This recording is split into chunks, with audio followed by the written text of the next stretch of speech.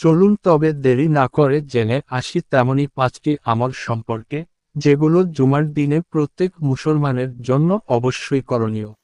নিত্য নিত্য আমল পেতে হলে, ভালো আমল পেতে হলে আমাদের চ্যানেলটিকে সাবস্ক্রাইব করে রাখুন।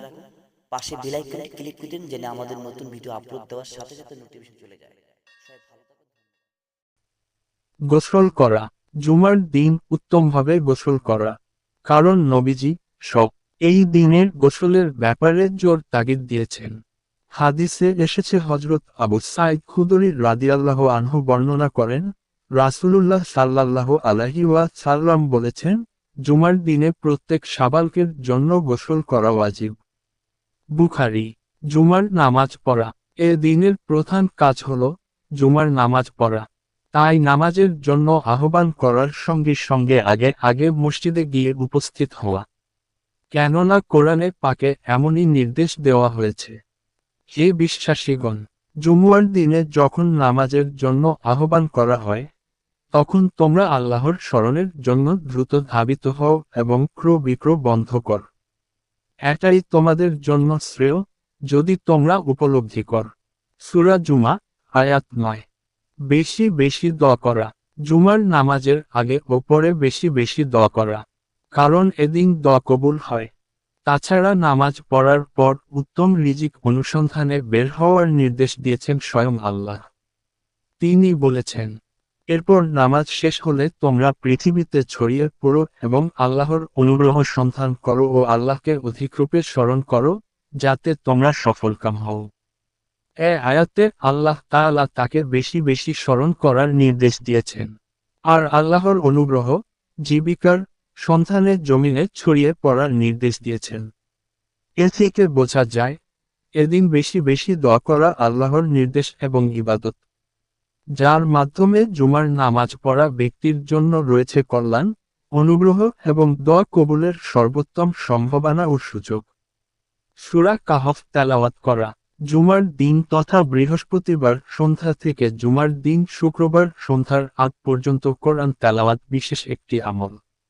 এ আমল বলতে সূরা কাহফের তেলাওয়াতকে বোঝায়। এ সূরার তেলাওয়াত বিশেষ ফজিলতপূর্ণ ইবাদত।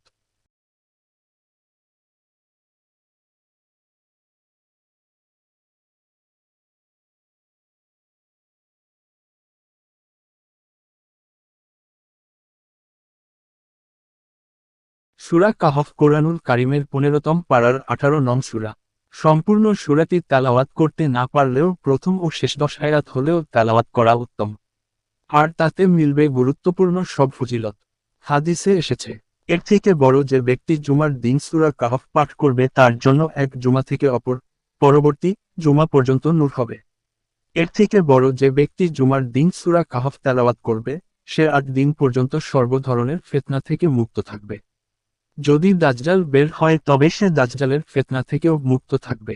এর থেকে বড় এক জুমা থেকে অপর জুমা পর্যন্ত তার সব কবিরা গুনাহ ব্যতীত গুনাহ মাফ হয়ে যাবে। বেশি বেশি দুরূদ পড়া। জুমার দিন তথা বৃহস্পতিবার সন্ধ্যা থেকে জুমার দিন শুক্রবার সন্ধ্যার আগ পর্যন্ত বেশি দুরূদ পাঠ করা উত্তম। যদি কোনো ব্যক্তি একবার দুরূদ পড়ে তবে তার প্রতি 10 বার রহমত নাজিল করা হয়। তবে জুমার দিন আসরের নামাজের পর দুরূদ পড়ার বিশেষ ফজিলত রয়েছে বলে হাদিসে বর্ণিত হয়েছে। হযরত আউজ ইবনে আউজ রাদিয়াল্লাহু আনহু বর্ণনা করেন, রাসূলুল্লাহ সাল্লাল্লাহু আলাইহি ওয়াসাল্লাম বলেছেন, তোমাদের সর্বোত্তম দিনগুলোর একটি হলো জুমার দিন। এদিন হযরত আদম আলাইহিস সালামকে সৃষ্টি করা হয়েছে। এদিন তার মৃত্যু হয়েছে। এদিন সিংহায় ফু দেওয়া হবে। আর এদিনই সিংহায় ফু দেওয়ার ফলে সবাই অচেতন হয়ে পড়বে। সুতরাং এদিন তোমরা বেশি করে আমার জন্য দুরূদ পাঠ কর, কারণ তোমাদের দুরূদ আমার কাছে পেশ করা হবে। সাহাবাগণ জিজ্ঞাসা করেন, মৃত্যুর পর আপনার দেহ শেষ হয়ে যাবে, তখন কিভাবে আমাদের দুরূদ পাঠ আপনার কাছে পেশ করা হবে? রাসূলুল্লাহ সাল্লাল্লাহু আলাইহি ওয়াসাল্লাম বললেন, নবীদের দেহ ভক্ষণ করা আল্লাহ তাআলা মাটির জন্য হারাম করে দিয়েছেন। আবু দাউদ। অন্য বর্ণনায় এসেছে, হযরত আবু হুরায়রা রাদিয়াল্লাহু আনহু বর্ণনা করেন, রাসূলুল্লাহ সাল্লাল্লাহু আলাইহি ওয়াসাল্লাম বলেছেন, যে ব্যক্তি দুরূদ শরীফ পাঠ করে আল্লাহ তাআলা তার উপর 10টি রহমত নাজিল করবেন। মুসলিম, তিরমিজি। সুতরাং মুমিন মুসলমানের উচিত জুমার দিনটি বিশেষ আমল ও ইবাদাতে নিমগ্ন থাকা।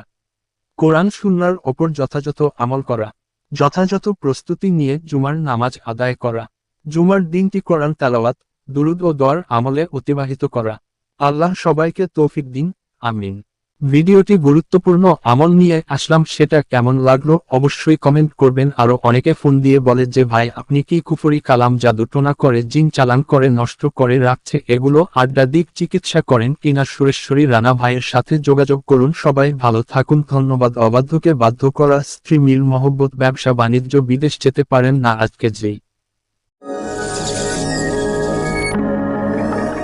আপনারা দেখছেন 121 রানা টিভি।